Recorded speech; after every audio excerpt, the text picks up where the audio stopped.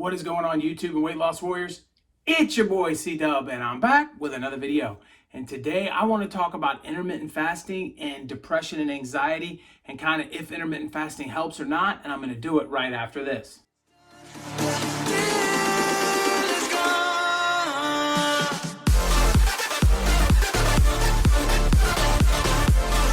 What is going on? If you're new to this channel, my name is C-Dub, and I lost 125 pounds eating just one meal a day, or OMAD. I'd like to welcome you to my channel. I started this channel to hook you up with tips, tricks, knowledge, and ideas that I've learned along the way in my journey to help you out on your journey.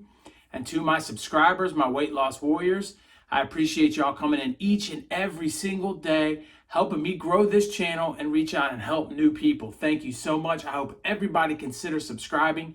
And with all of that behind us, I want to hop into today's topic.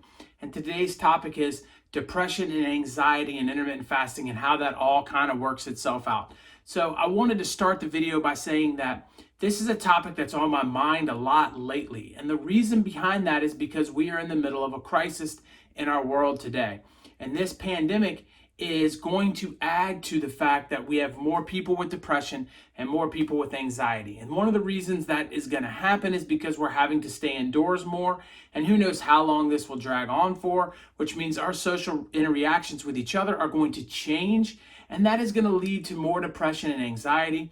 If you think about society and how we've kind of trended over the last 20 years, we've gotten more and more online with wonderful things like YouTube, but when you're doing things like that, you do miss some of the one-on-one sitting down and interacting with people. And that's why the younger generation has struggled so much harder with anxiety and depression. And now that social interactions are going to probably be frowned upon, or at least looked at in a different way going forward into the future, I think this issue is not going to get any less, it's going to get more. And I'm not talking from the perspective of a psychologist or a doctor. I'm just telling you what my personal opinion is that this is going to grow. And on top of that, we happen to be in a community where some of us are overweight and obese, and some of us have lost weight, but all of us, most of the time, well, not all of us, there are a lot of people that do intermittent fasting that were skinny to begin with, or are fit to begin with, and they just do it for health and lifestyle reasons and all of the benefits and choices. But there's a large majority that were at some point overweight or obese, and either currently or in the past. And so that leads us to another thing. Overweight and obese people are more likely to be depressed. That is just a scientific fact. On percentages wise, people that are overweight and obese do tend to be more depressed and have more anxiety for lots of different reasons.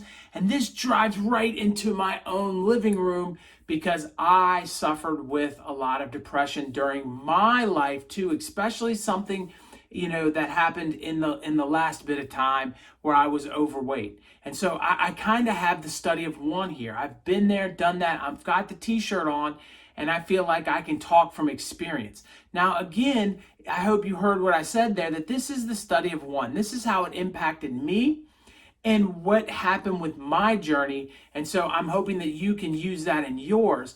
But it doesn't mean that we're going to fit the same box here and everything is going to be hunky-dory or perfect, and it doesn't mean it works across the board.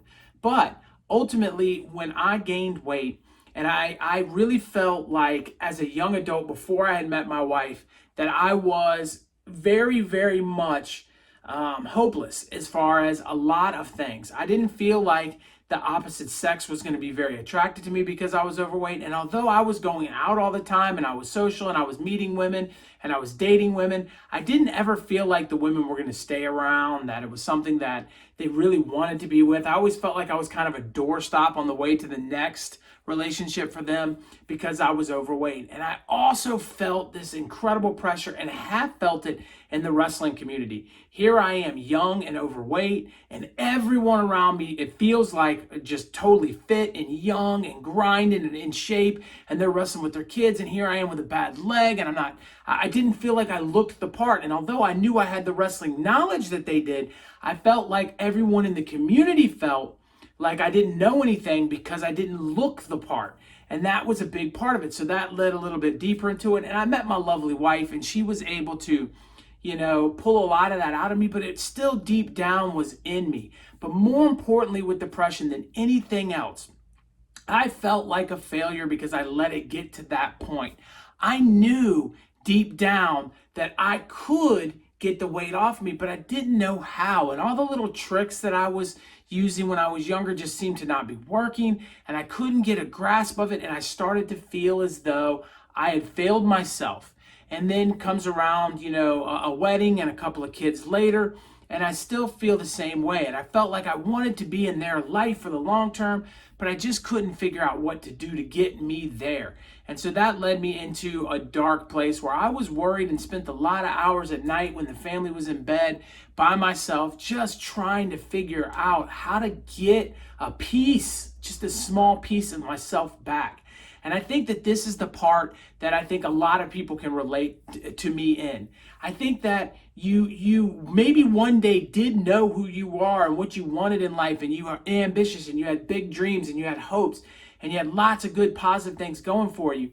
But as you move farther away from that, as you age and as the weight starts to pile on, what happened to me personally is I started to lose that person. And that person that was there, that had the hopes and the dreams and that had everything going on, was so far out of reach that I couldn't see them anymore, that I could not make out who that person was, and I could not remember how I felt and how to get back to that place. So the positive news is I ended up finding intermittent fasting through Joe Rogan's podcast. At the end of this video, I will put my origin story up. It'll be up in the corner over there.